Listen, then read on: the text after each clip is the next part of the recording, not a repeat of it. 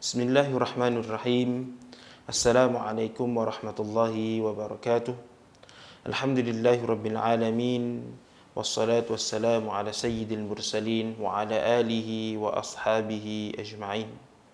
Ashhadu an la ilaha illallah wahdahu la syarika lah wa ashhadu anna sayyidana Muhammadan abduhu wa rasuluhu wa nabiyyuhu wa khaliluh. Rabbi shrah li sadri wa yassir li amri wahlul 'uqdatam min lisani yafqahu qawli. Subhanaka la ilma lana illa ma 'allamtana innaka antal alimul hakim. Amma ba'd. Sidang penonton yang dirahmati Allah sekalian, pertamanya mari kita panjatkan rasa syukur kepada Allah Subhanahu wa taala kerana dengan limpah kurnia dan nikmatnya kita masih lagi berada di bulan Ramadan. Masih lagi kita diberi peluang untuk bersama-sama menimba ilmu walaupun melalui medium video teknologi seperti ini. Moga-moga usaha ini akan diredai oleh Allah Subhanahu wa taala.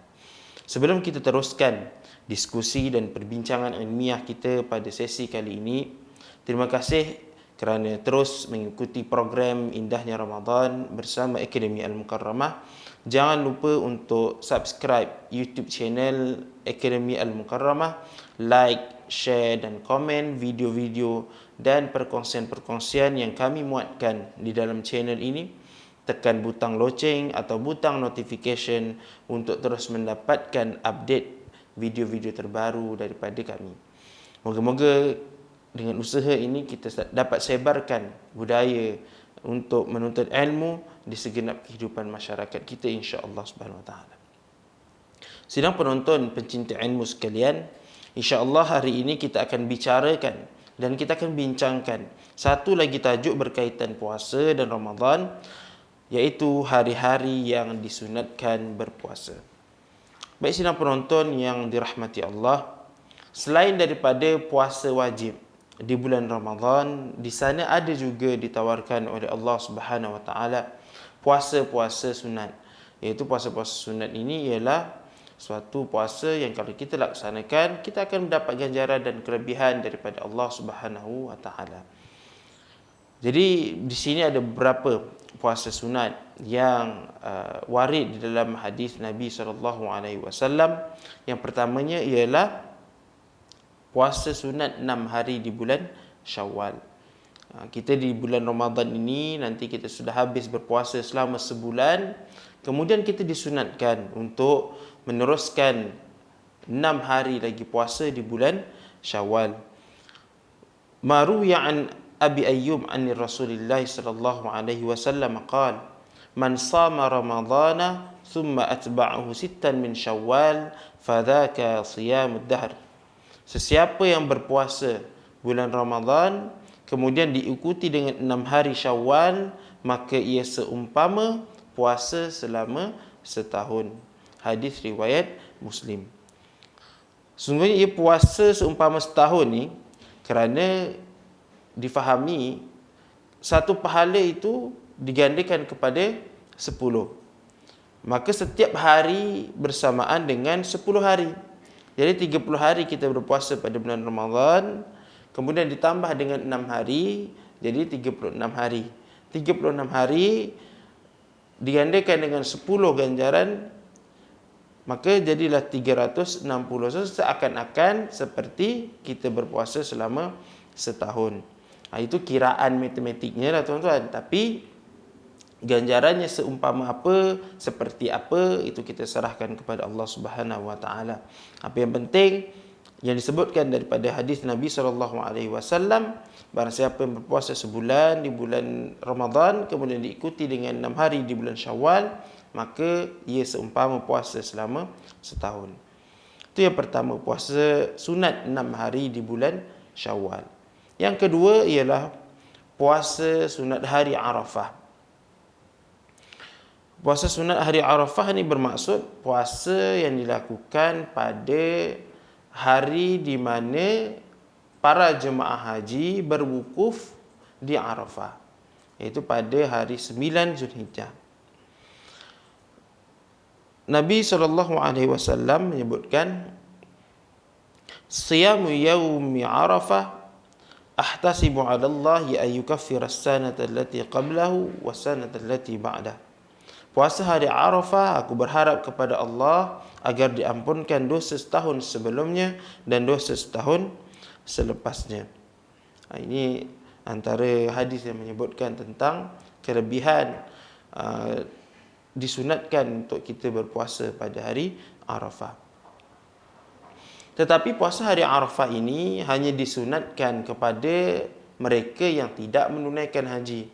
Bagi mereka yang menunaikan haji, paling aula ialah mereka tidak berpuasa kerana mereka sedang mengerjakan haji. Lubabah binti Al-Harith radhiyallahu anha menceritakan, anna nasan tamarau indaha yawm Arafah fi siyami Rasulillah sallallahu alaihi wasallam. Faqala ba'dhum huwa sha'im wa qala ba'dhum laysa bisa'im.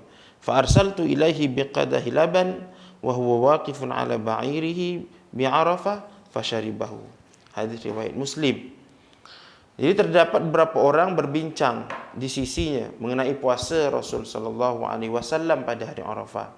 Adakah Nabi berpuasa pada hari Arafah ketika menunaikan haji?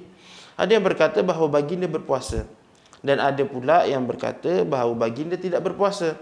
Kemudian beliau pun menghantarkan kepada Rasul sallallahu alaihi wasallam satu bekas berisi susu, dan ketika itu baginda sedang berada di atas untanya di Arafah. Lantas baginda meminumnya. Jadi ini hadis jelas menunjukkan bahawa ketika Rasulullah menunaikan haji, beliau tidak melakukan puasa pada hari Arafah. Jadi puasa hari Arafah ini disunatkan hanya untuk mereka yang tidak dalam menunaikan haji. Contoh seperti kita lah di Malaysia contohnya, kalau jatuh pada hari Arafah tersebut, maka disunatkan pada kita berpuasa kerana kita tidaklah sebahagian daripada mereka yang menunaikan haji. Okey, itu yang kedua. Yang ketiga ialah puasa hari Ashura. Hari Ashura ni apa tuan-tuan? Hari Ashura ni ialah hari ke-10 bulan Muharram. Ashura. Hadis daripada Qatadah, wa saum yaumi Ashura yukaffir sanah madiyah. Puasa hari Ashura menghapuskan dosa setahun sebelumnya ataupun yang lalu. Ini ganjaran ataupun kelebihan daripada puasa Ashura.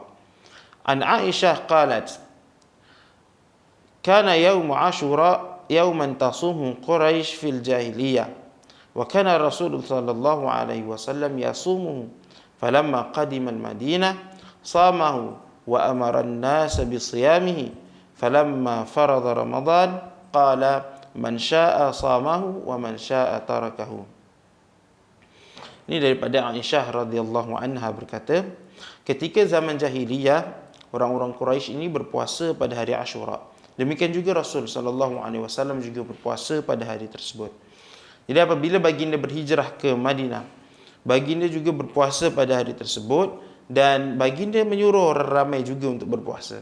Dan itu sebelum difardukan puasa pada bulan Ramadan. Kemudian apabila difardukan puasa pada bulan Ramadan, baginda meninggalkan kewajipan puasa Ashura itu, dan baginda berkata siapa yang hendak berpuasa dia berpuasa dan siapa yang tidak mahu dia meninggalkannya. Jadi di sini menunjukkan sunat untuk puasa hari Ashura. Bukanlah wajib tetapi sunat. Yang keempat ialah puasa pada hari Tasu'a. Kalau tadi Ashura ialah puasa pada 10 Muharram, yang sekarang ini ialah puasa Tasu'a iaitu pada hari 9 Muharram. An Ibn Abbas qala lamma sama Rasul sallallahu alaihi wasallam yaum Ashura wa amara bi siyamihi qalu ya Rasulullah innahu yaumun tu'azzimuhu al-yahud wan nasara faqala idza kana al-'am muqbil sumt at-tasi'.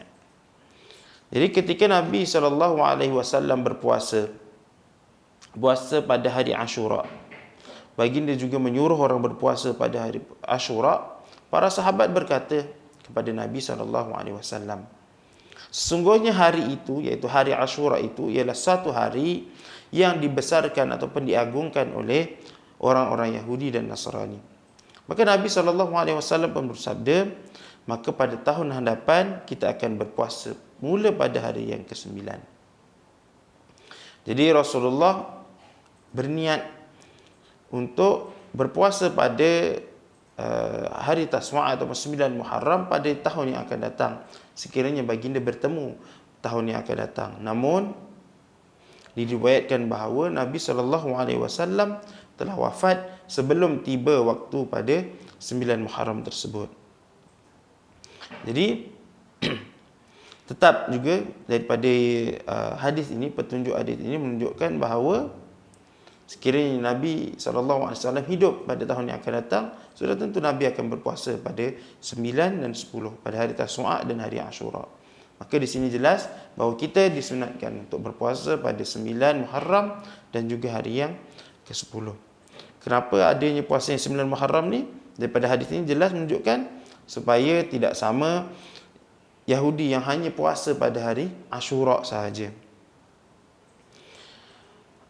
Yang seterusnya, yang kelima, ialah puasa pada bulan Muharram. Tadi puasa pada 9 dan 10 Muharram. Yang ini pada bulan Muharram, yang itu memperbanyakkan puasa pada bulan Muharram. An Abi Hurairah qala, an Abi Hurairah radhiyallahu anhu qala, su'ila Rasul sallallahu alaihi wasallam, ayu siyam ba'da Ramadan afdal? Qala syahrullah al-Muharram. Jadi daripada Abi Hurairah radhiyallahu anhu, baginda sallallahu alaihi wasallam telah ditanya berkenaan dengan puasa yang terbaik selepas daripada puasa Ramadan. Maka Nabi menjawab, puasa pada bulan Allah Muharram. Jadi jelas menunjukkan kita disunatkan untuk memperbanyakkan berpuasa pada bulan Muharram. Dan berpuasa pada bulan Muharram ialah afdal atau lebih baik, lebih utama selepas daripada puasa pada bulan Ramadan. Dan yang seterusnya, yang keenam, hari yang disunatkan untuk kita berpuasa ialah disebut puasa Ayyamul Bidh ataupun puasa pada hari-hari putih. Hari-hari putih ni ialah hari yang ke-13, 14 dan 15.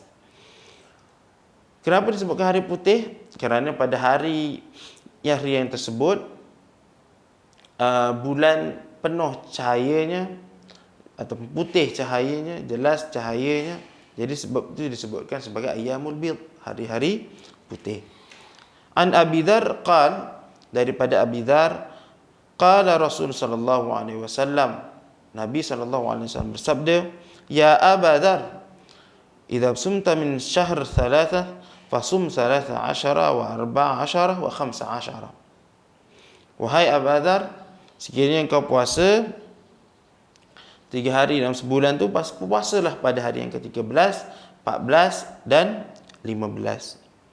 Hadis lain, awsani khalili sallallahu alaihi wasallam bi siyam 3 ayyam min kulli syahr wa rak'atay duha wa an utir qabla an arqud. Telah mewasiatkan kepadaku kekasihku Nabi sallallahu alaihi wasallam dengan 3 perkara. Yang pertama, puasa 3 hari setiap bulan, iaitu pada 13, 14 dan 15. 2 rakaat duha dan berwitir sebelum tidur.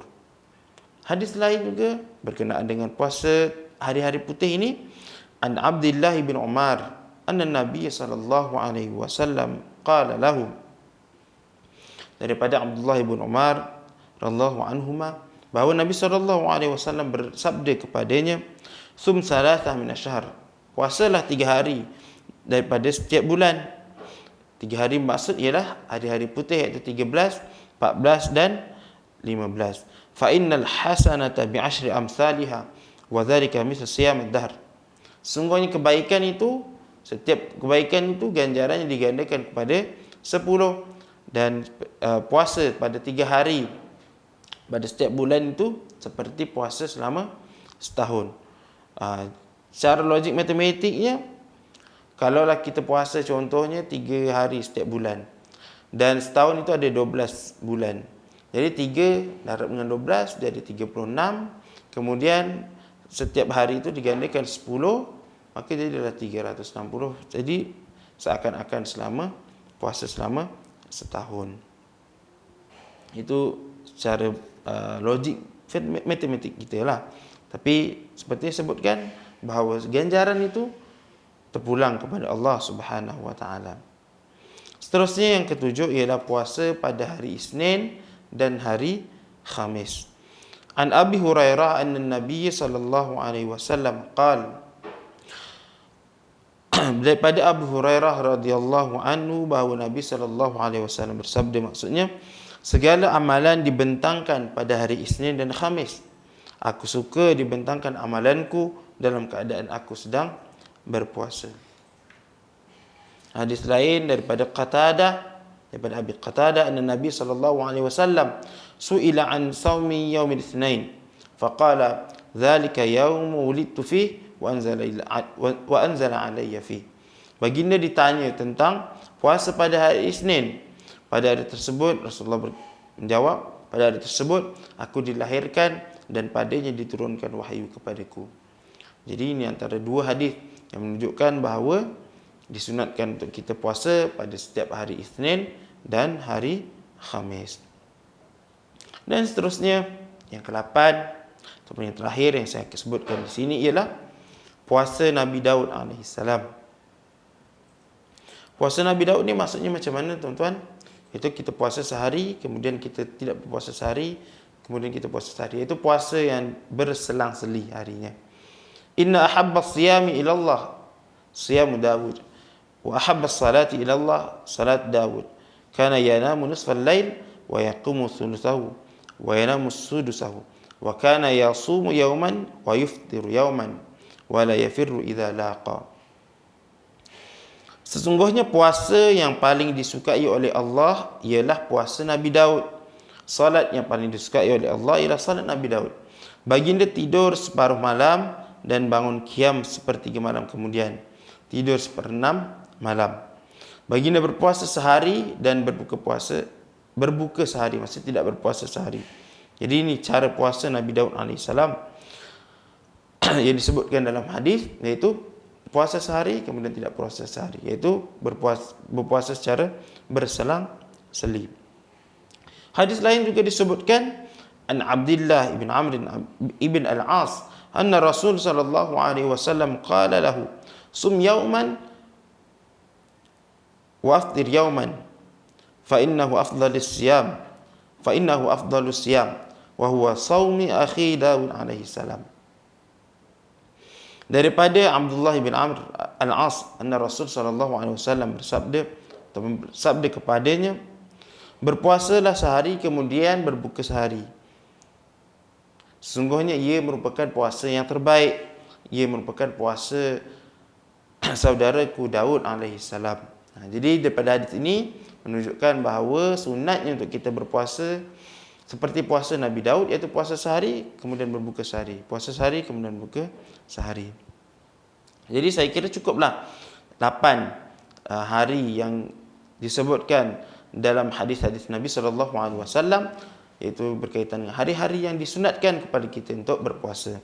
Mari kita sama-sama rebut peluang ini, bukan sekadar kita memenuhi kewajipan pada bulan Ramadan saja, tapi kita tambah lagi dengan puasa-puasa sunat di bulan-bulan yang lain yang ada jelas kelebihannya disebutkan oleh Nabi sallallahu alaihi wasallam. Jadi, tuan-tuan, akhir kalam, saya mohon kemaafan sekiranya ada salah dan silap sepanjang saya menyampaikan kepada tuan-tuan sekalian. Semoga kita dapat bertemu di waktu yang lain insya-Allah. Indahnya Ramadan bersama Akademi Al-Mukarramah. Allahumma innaka afuwun tuhibbul afwa fa'fu anni. Aqulu qawli hadha wa astaghfirullahal azim li wa lakum. Wassalamualaikum warahmatullahi wabarakatuh.